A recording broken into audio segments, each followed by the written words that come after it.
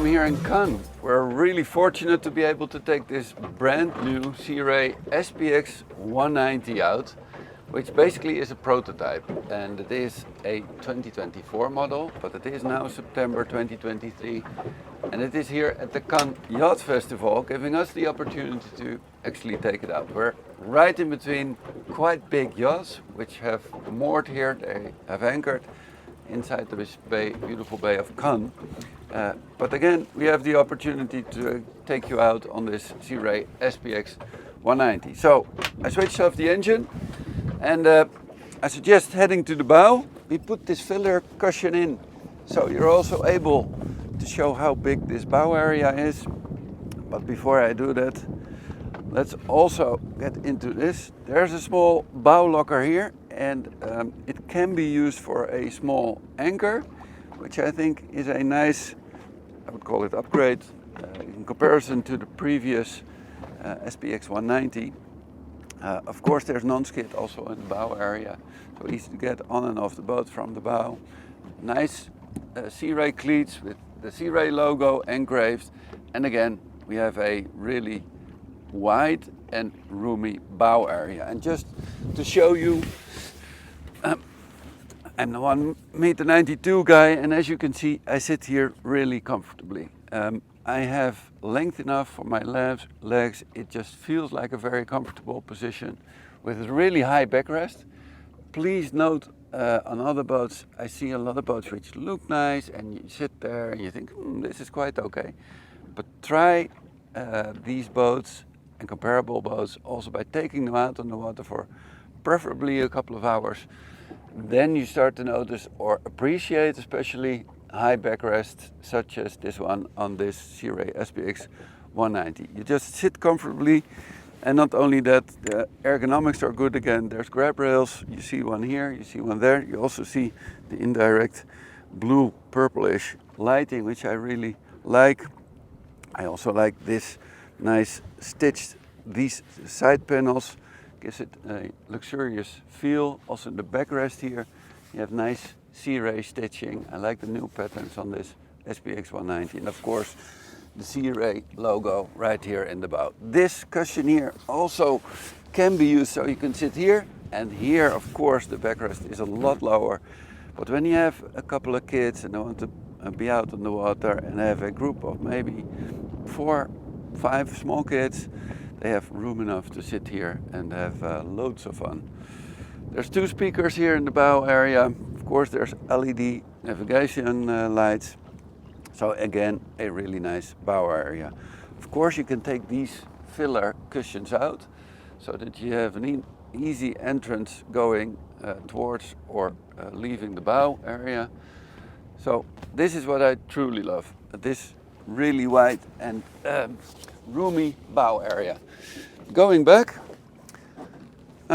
before I go to this side, on the port side for the passenger, there's a nice seat area right here with a glove box which is full with stuff. I won't open it because it's a bit messy in all the areas. It's a boat show, it's a prototype, so there's a lot of stuff on board.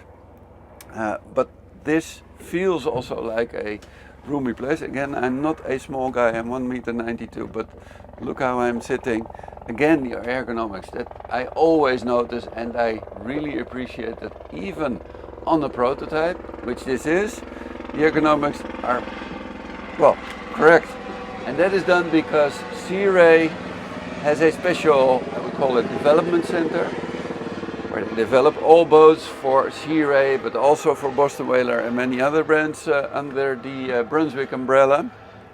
And what they do is they many times make a mock-up of a boat, which means they make a boat out of cardboard, some plastic material maybe, and some simple cheap wood, just to find out if the boat is roomy enough, if you can walk through the boat, and how you sit comfortably. And as you may notice, this backrest is angled backwards, and this just feels very comfortable and done right, I would say. Again, there's a grab rail on this side, Nice glove box. I also like the material. They look this piano-ish finish, I would call it. And of course, also here, these side panels are well, have these stitched patterns, and these cushions also for ergonomics. You can see that I can have my elbow right here. This is just very comfortable. Again, 2 speakers here. This obviously has the audio upgrade. There's a big subwoofer on the other side. But again, a really nice place. And not only that, you can actually swivel this seat like this. So you could also sit here while looking over the water. My feet are too tall to have them here, but sitting like this, this also just feels really nice looking over the water. Imagine your kids playing, jumping in and out of the water, while being able to just have a look at them, keep an eye on them. But again, a really nice place also. Not only that, you may have noticed that there's this piece here, which actually is used to put a leg for a table in. I didn't find a table on this boat. I think it's not there yet, but I do know that you put an angled, like this, an L-shaped table leg here with the table. You can turn this seat so you have a really nice, cozy area to sit with your family or a group of friends. And also here, relatively high backrest like this. This feels right. I always like these pieces which are slightly elevated, which make you feel protected and secure in the seat bases. Also here a grab rail. Here there's a lengthy one. There's 2 cup holders on each side, so 2 here, 2 there, with the indirect LED lighting. Just a beautiful touch. And you may have noticed that there's sea deck also on this boat. A really nice material, especially in conditions like we have today. It's going to be, I think, 27 degrees or so.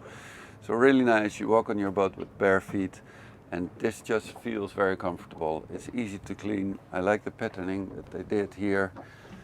Just gives it a nice touch. And they also like the colors. Of course, there will be different color options. I don't know exactly which ones we'll have for 2024, but I think it will be this June upholstery, ivory, which is a kind of off-white upholstery, stone, and probably something new. One other speaker here. I was saying one there and one there, but that is not correct. There's one there, and the subwoofer there. The fire extinguisher was put there, which is a really good place, easy to access. And of course there's a tower on this boat, which is an option, which a lot of people will like, especially when you do wakeboarding. Having the high tow point there can be really good. And in areas like this, here in the south of France, where you have a lot of sunshine, it's good to also have this bimini. It doesn't mean that if you don't have the tower, you don't have a bimini, because of course on boats without the tower you can also order a bimini, which I would also recommend, by the way. Usually there's a captain's package in which many items are included, like the bow cover, the cockpit cover, well, some other things, and also the bimini. So most of our customers in the Netherlands do order this captain's package. I don't know all the details yet for 2024, but again, this one has the tower. Before I go back here and turn on the engine, let's also go back. This is an outboard version, which means there's no engine underneath here, which means you have a really huge storage area. You may have noticed the table leg, which is right there. Again, I don't see the table yet, but there's a huge storage area. I personally would fit some, I don't know, small boxes or well, something to put stuff in, because it's really huge. But it can also be used for example, a wakeboard, life vest, fenders, whatever. Plenty of storage, and that is one of the advantages of having an outboard. There are more, but I think we did other videos on comparing the SPX with inboard or outboard engines. There's quite a few advantages to having an outboard, and I'm an outboard fan. But still, a lot of people just don't really appreciate the looks of an outboard, which is of course a matter of personal taste. I do see 2 batteries. I don't know if that's going to be a standard. I don't think so, to be honest. Usually it's an upgrade, which I personally think is worthwhile, but because what you don't want to happen is you go out, you have a beautiful day on the water, you anchor, you have fun, you put the radio on, you forget the lights, etc., etc. You want to head home and the engine doesn't start anymore because you drained the battery. And for that kind of things happening, you have a twin battery setup, which this boat does have. Okay, so that was this big storage area. Of course, there's a big sunbed here, which a lot of people will appreciate. There's further storage. Let me go around so you can see. There's further storage down here. I think this is an excellent place to leave your shoes. Anyway, there's nice storage. There's a small door here. If you have kids or a dog, this prevents them from falling out. So a nice safety feature. There's a good ladder here. I'm just trying to think they forgot the, no. There's a nice swimming ladder, and what I always appreciate is that they don't use one with only 2, I should have taken this off, with only 2 or 3 steps. This one actually has 4, and you can see it's really lengthy, making it easy and comfortable to get in and out of the water. Sorry about the dirt underneath, I didn't check that before, but this is a nice swimming ladder. Not only that, it's put in so you don't stumble over it, you don't hurt your feet. This has been done, I think, in the right way. You really appreciate the sea deck again here on the swimming platform. The swimming platform still is big enough. Of course, you lose some space having the outboard, but then again, it does have many advantages. I think it's smoother, more silent, better fuel economy, lighter for trailing. Well, just to mention a few of the advantages, but of course, again, having an inboard also has advantages because, for example, you can have the optional platform which folds down here if you have the inboard version, which I do really like, to be honest. But again, a really nice aft area, big swimming platform, plenty of room to have fun sitting here.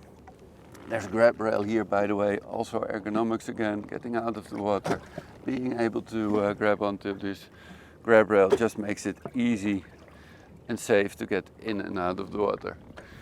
Just looking around as if I forgot anything, but I don't think so. So let's just start up the engine and take her out for a spin.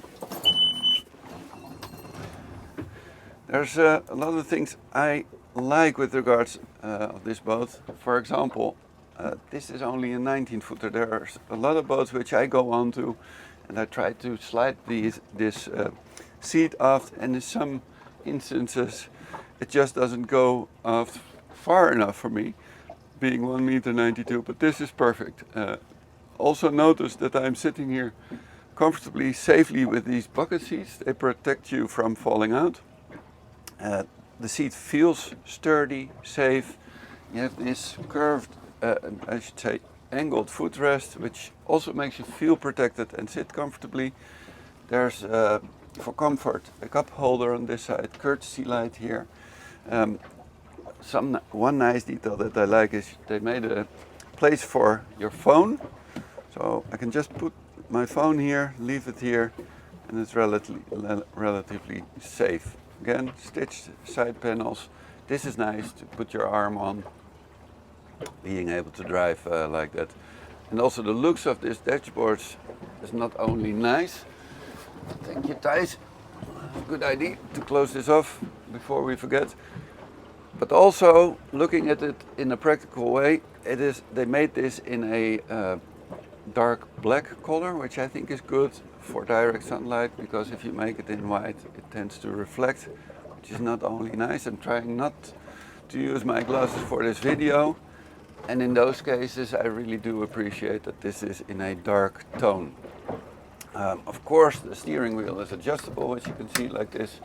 I love the Sea Ray logo always in the steering wheel. There's nice stainless steel switches with lights in. Cup holder, another one here. A USB connection here, double one, so 2 USB ports right there. There's a Fusion stereo right here. Of course, there's a Bluetooth connection possible. And there's also a new Simrad NSX display. I'm not really familiar with the NSX interface yet, but what I've seen and used so far, it's really easy and nice. And what I always appreciate on the Simrad navigation screens is the visibility. It is early in the morning, so we have a relatively low sun. It's shining from the back directly onto the screen. Please try that on other boats. It won't be as good as on this Sea Ray with this Simrad display. So really good visibility again. Not only that, there's many different fun uses, very practical uses. You see a chart here, but you also have an echo sounder. Again, I don't know what is optional and what comes standard, but I love this setup. We now have 39.8 meters below the boat, the echo sounder being in the storage area where usually the inboard engine is. The water is still 24.4 degrees. And you see engine data here. I'm sure you can program this in any way you'd like. So now somebody has programmed it, so we see on any screen depth, speed over ground in knots, RPM, fuel economy in liters per nautical mile, and liters per hour. But again, usually you can set this to show the data which you particularly like to see on any of the screens, for example, also when using the chart. Also, of course, there's a mercury display.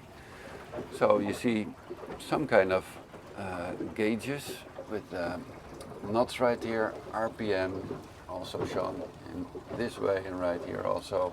Don't know why it doesn't show the liters. And also the voltage. And I'm sure you can also adjust many things there. I'm sure in this video you won't hear at the moment that the engine is actually running, and that is something that I always appreciate with these Mercury outboards. This being a 4-cylinder, 4-stroke Mercury 150 horsepower, this is a really smooth and quiet engine. Going really slow, 2.9 knots at the moment. It just nearly feels as if you're driving an electric boat. It doesn't smell, it doesn't rattle, so really comfortable. Again, by the way, this also is nice, having this small mat here, non-skid, so you can leave some stuff here without it sliding off easily. So I'm slowly speeding up, doing 1000 RPM in the meantime, around 4 knots. And that goes a bit faster. There's different conditions here than we're used to on the Westeinde-Plassen in Aalsmeer, because you tend to look over the water and think, this is a nice calm sea, but that is usually a mistake here. Turns out that there's quite a bit of waves, but still really nice conditions, really nice sunshine early in the morning again, so really fortunate to be able to take her out. Doing 2000 RPM in the meantime. This is not a really good ergonomic speed. Let me try to head back to another view so I can see the fuel economy. Doesn't show on this screen. Let me get back to this one. We're doing 1.5 liter per nautical mile, which I think will actually go down if we take her up to plane. This is a figure that I tend to use personally a lot, and it's not that I cannot afford the fuel. By the way, the fuel consumption usually is a lot lower than people think. But what is just interesting is that you really start to learn what the optimum fuel economy or the optimum speed is to get to the most economic speed. So I tend to look on that figure, and I know with my own boat what the optimum speed is. which just helps you extend the range and just save on your fuel expenses. So let's take her up the plane. There's some other boats coming out of the marina. Again, beautiful area here. There's hundreds and hundreds of boats on the boat show. Sometimes are taken out for trials or other things. Doing 21 knots, around 3,000 RPM. This probably is roughly a good economic cruising speed.